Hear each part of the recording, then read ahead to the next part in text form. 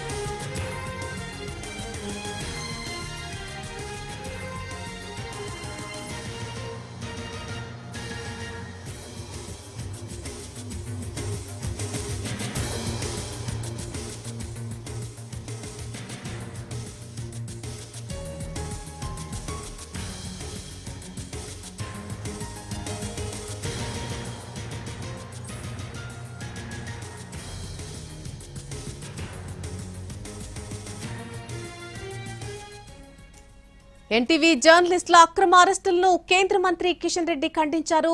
జర్నలిస్టుల పట్ల ప్రభుత్వం వ్యవహరిస్తున్న తీరు కరెక్ట్ కాదన్నారు కిషన్ రెడ్డి. ఇది ఒక అనైతిక చర్యగా పేర్కొన్నారు ఆయన. ఇంటి తలుపులు ధ్వంసం చేయడం, అర్ధరాత్రి వెళ్లి అరెస్టు చేయడం దుర్మార్గమని అన్నారు కిషన్ రెడ్డి. విచారణ జరుగుతూ ఉండగానే రాష్ట్ర ప్రభుత్వం దూకుడుగా వ్యవహరించిందని ఆయన అన్నారు. విచారణ పూర్తయ్యాక తప్పొప్పులు పరిశీలించి చర్యలు తీసుకోవాలే గాని ముందుగానే అరెస్టు చేయడం ఖండిస్తున్నానని అన్నారు కిషన్ రెడ్డి.